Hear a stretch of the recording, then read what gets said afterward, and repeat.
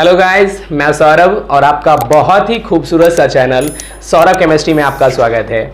तो आज हम लोग पढ़ने वाले हैं एनटीपी और एसटीपी में क्या डिफरेंस होता है, और ये टॉपिक शायद आपके लिए बहुत ज़्यादा इंपॉर्टेंस है क्योंकि केमिस्ट्री के मोस्ट ऑफ न्यूमेरिकल में इसका यूज़ होता है और बहुत सारे कॉन्सेप्ट्स को समझते वक्त भी ये एसटीपी और एनटीपी बीच में एक वर्ड आता है जिसको नहीं समझने की वजह से हम लोग ना तो उस न्यूमेरिकल को सॉल्व कर पाते हैं और ना ही हम केमिस्ट्री के कॉन्सेप्ट्स को अच्छे से समझ पाते हैं। तो आज उन्हीं टॉपिक्स के बारे में हम लोग पढ़ने वाले हैं। तो चलिए स्टार्ट करते हैं आज का ये वीडियो।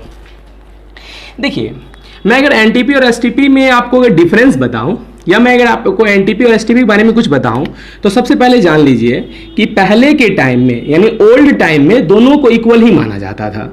यानी पहले के टाइम में न्यूमेरिकल को सॉल्व करते वक्त भी दोनों को इक्वल माना जाता था। लेकिन आईयूपीएससी ने क्या किया, इस दोनों में कुछ चेंज कर दिया, और जिस दिन से वो कुछ चेंज किया तो इस दोनों में भी कुछ चेंज हो गया। तो देखते हैं आखिर क्या उन्होंने चेंज किया जिसकी वजह से ये दोनों चेंज हो गया। ठीक है, तो सबसे पहले अब हम समझते हैं एसटीपी और एनटीपी सच में होता क्या है। तो इसको समझने से पहले सबसे पहले हम लोग इसके बीच कुछ डिफरेंस जानते हैं। ठीक है, कुछ डिफरेंस जानते हैं कि आखिर एसटीपी और एनटीपी में क्या डिफरेंस है। तो देखिए, पहले सबसे पहले तो फुल फॉर्म। तो एनटीपी का फुल फॉर्म होता है नॉर्मल टेम्परेचर ओके, और पी से प्रेशर, और इसका फुल फॉर्म होता है स्टैंडर्ड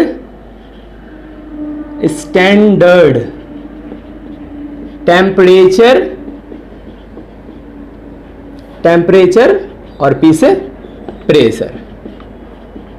अब देखिए सबसे पहले मैं आपको बताता हूं ये होता क्या है। तो देखिए, जब न्यूमेरिकल को सॉल्व किया जा रहा था ना, तो न्यूमेरिकल को सॉल्व करते वक्त में सोच रहा था इस न्यूमेरिकल को हम कितने प्रेशर पे बनाएं, इस न्यूमेरिकल को कितने टेम्परेचर पे बनाएं। ठीक है, अगर मानते 30 डिग्री पे बनाएंगे, कोई अगर 40 डिग्री पे बना लिया तो इस क्वेश्चन को, तो उसका आंसर तो डिफरेंट हो जाएगा। फिर कोई सोच रहा था अगर 100 पे बना लेगा तब। तो केमिस्ट्री के पास एक बहुत बड़ी समस्या थी कि तब तो अलग अलग सबका आंसर वेरी करेगा ना, तो कुछ एक खास टेम्परेचर और कुछ खास प्रेशर को वैल्यू दे दिया जाए और कहा जाए कि आज के बाद अगर आप कोई भी न्यूमेरिकल सॉल्व करते हैं तो आप इसी टेम्परेचर पे बनाइए और इसी प्रेशर पे बनाइए। ये इसको कोई खास टेम्परेचर और कोई खास प्रेशर को स्टैंडर्ड मान लिया गया, मानक, पूरा दुनिया उसे मानेगी। ठीक है, तो वही जो टेम्परेचर और प्रेशर को माना गया ना, उसी को कहा गया एसटीपी यानी स्टैंडर्ड टेम्परेचर प्रेशर। और एक्चुअली में वो जितना नॉर्मल टेम्परेचर और जितना नॉर्मल प्रेशर है ना, ये कोई ना कोई नॉर्मल टेम्परेचर और नॉर्मल प्रेशर को ही कहीं ना कहीं माना गया था, इसलिए उसे एनटीपी भी कहा गया।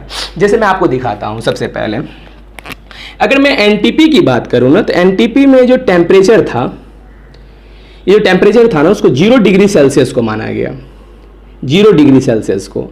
और 0 डिग्री सेल्सियस को कैल्विन में हम लोग 273 कैल्विन भी बोलते हैं। अगर आप इसको नहीं जानते कि 0 सेल्सियस को कैसे केल्विन में चेंज करें, तो मेरा एक वीडियो है, वो आप जाके देख लीजिएगा। ठीक है, सौरभ केमिस्ट्री इसी चैनल पे।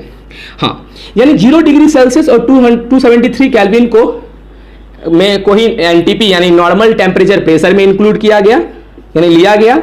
और प्रेशर में कितना को लिया गया बाबू, तो प्रेशर में लिया गया इसमें 180 m एटमॉस्फेरिक प्रेशर। और 180 m कितने के इक्वल होते हैं, तो 76 सेंटीमीटर ऑफ Hg। यह आप लोग अगर इसको 10 से मल्टीप्लाई करते हैं तो 760 हो जाएगा। और आप जानते हैं कि सेंटीमीटर को जब आप 10 से मल्टीप्लाई करते हैं तो mm में कन्वर्ट हो जाता है, तो 760 mm ऑफ Hg। और Hg ऐसा क्यों लिखा गया उसका वजह भी मैं आपको बताऊंगा। इसी को कहा जाता है 180 m। और अगर आप स्टैंडर्ड टेम्परेचर प्रेशर की बात करते हैं तो इसमें भी टेम्परेचर 0 डिग्री सेल्सियस और 273 केल्विन को ही लिया गया। और पहले के टाइम में प्रेशर को भी दोनों में इक्वल ही माना गया था, इसलिए दोनों इक्वल था पहले के टाइम में। बट बाद में क्या किया आईयूपीएससी ने, इसमें कुछ चेंज कर दिया। और क्या चेंज कर दिया, तो प्रेशर को नहीं इसमें ले लिया 1 बार। बार जो यूनिट होता है प्रेशर का। अब बोलेंगे कि सर 1 बार और 180 में क्या डिफरेंस है, तो देखिए बाबू क्या डिफरेंस है। जब आप 180 m में, जब आप इस वैल्यू में 180 m में 1.0, ठीक है, 1.01325 से जब आप भाग देते हैं ना इतना से, तो जो निकलता है उसी वैल्यू को आप लोग कितना कहते हैं बाबू, 1 बार। तो आप जान ही सोच, आपको लग ही रहा होगा कि 1 बार जो होगा 1 ATM से छोटा होगा, क्योंकि आप 1 ATM में जब भाग देते तब ना आता है ना, तो कहीं ना कहीं 1 बार जो है, यानी बार जो यूनिट है वो कहीं ना कहीं छोटा है किससे, ATM से। अब एक बात देखिए, अब आप कह रहे होंगे कि सर इसके टेम्परेचर और प्रेशर में इतना सा वैरी करने पे कोई फर्क पड़ा क्या? तो हाँ बाबू फर्क पड़ा। वो क्या फर्क पड़ा, तो चलिए देखते हैं। हाँ, तब तक मैं आपको समझा देता हूं कि Hg क्यों लिखा गया, यानी सेंटीमीटर ऑफ Hg ये सब क्यों कैसे लिखा गया। तो सुनिएगा, देखिए एक्चुअली में पहले के टाइम में जो प्रेशर मेजर किया जाता था बैरोमीटर से, उसके मिडल में होता था Hg, यानी इसके मिडल में ना Hg का यूज किया जाता था, Hg मरकरी पारा, ठीक है, Hg का यूज किया जाता था। और यहाँ लिखा रहता था 70, 71, 72, 73, 74, यानी 70, 71, 72, 73, 74, 75, 76, 77 सेंटीमीटर या mm जो भी लिखा हो, ठीक है। अब देखिए, अब मानिए हमको यहाँ का प्रेशर मेजर करना है, तो इस यहाँ के प्रेशर में ये लेके चलाएं बैरोमीटर को। अब देखता था कि ये जो है ना Hg, ये जो Hg जो था वो कितना ऊपर बढ़ रहा है। अगर मानिए यहाँ तक आया तो हम लोग बोलते थे वो 74 सेंटीमीटर ऑफ Hg। अगर मानिए नहीं, अगर मानिए ये जो है ना शुरू से होते होते पूरा ऊपर तक आ गया, या उसके आगे भी होता था, तो ऊपर तक देखिए हम लोग, तो यहाँ पे 76 ही ले लेते हैं, ठीक है। तो देखा 76 है, अच्छा, तो क्या बोलेंगे, यहाँ का प्रेशर कितना है, 76 है। अच्छा, तो क्या सेंटीमीटर में, तो सेंटीमीटर, mm होता तो mm, तो मानिए हम सेंटीमीटर में लिए, तो 76 सेंटीमीटर ऑफ कौन गया, तो Hg गया, ठीक है। इसलिए इसको ऐसा लिखा जाता था। समझ पाए आप लोग? चलिए, हाँ, अब आपको समझ में आ गया इसमें ऐसा क्यों लिखा गया।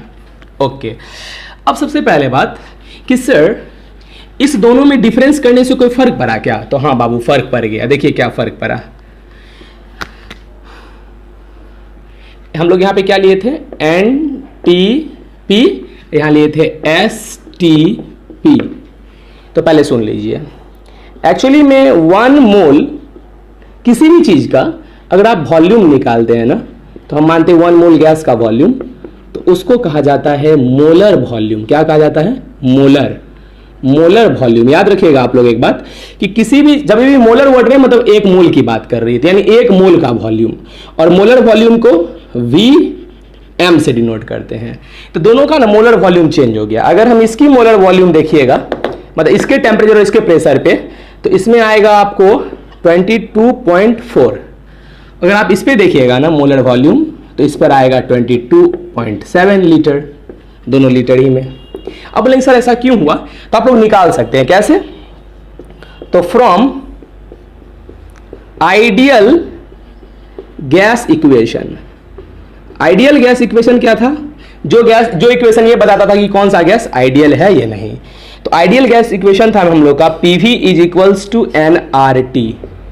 तो देखिए V मानते हैं हम लोग को मोलर वॉल्यूम निकालना है, तो Vm लिखेंगे, तो nRT, और देखिए ये जो P है इसको डिवाइड कर दीजिए। अब निकालिए, देखिए n मतलब कितना मोल, तो आप कितना मोल का निकाल रहे हैं, तो मोलर वॉल्यूम मतलब 1 मोल का निकाल रहे हैं, तो n का जगह 1 लीजिएगा। r के जगह में आप लिखिएगा गैस कांस्टेंट। याद रखिएगा r का वैल्यू 0.0821, ये गैस कांस्टेंट है, ठीक है, 0.0821 इंटू टेम्परेचर। तो टेम्परेचर हम लोग कितना लेंगे, तो आप जान ही रहे हैं कि इसका भी टेम्परेचर, दोनों का टेम्परेचर सेम ही है, कितना 0 डिग्री सेल्सियस है, 273 केल्विन, लेकिन हम लोग को केल्विन को हम लोग वैल्यू देते हैं, तो केल्विन लेंगे 273 केल्विन। अब बाय प्रेशर, इस पे प्रेशर कितना था बाबू, इस पे प्रेशर था 1 ATM। जब आप इसको डिवाइड कीजिएगा ना, तो आएगा 22.4 लीटर, 22.4 लीटर आएगा। ओके, हाँ, उसी तरह से आप इस पे भी लगा सकते हैं। क्या मोलर वॉल्यूम का फॉर्मूला क्या होगा इसमें, nRT/P। तो n इसमें भी 1 ही लिखेंगे क्योंकि 1 ही मोल का निकाल रहे हैं इसमें भी। r में इसमें भी सेम ही होगा 0.821। टेम्परेचर भी उसमें वही होगा, कितना होगा 273 केल्विन बाय, ठीक है। इसमें बस प्रेशर कितना हो जाएगा 1 ATM, ATM को ज्यादा वैल्यू दिया गया 1/1.01325।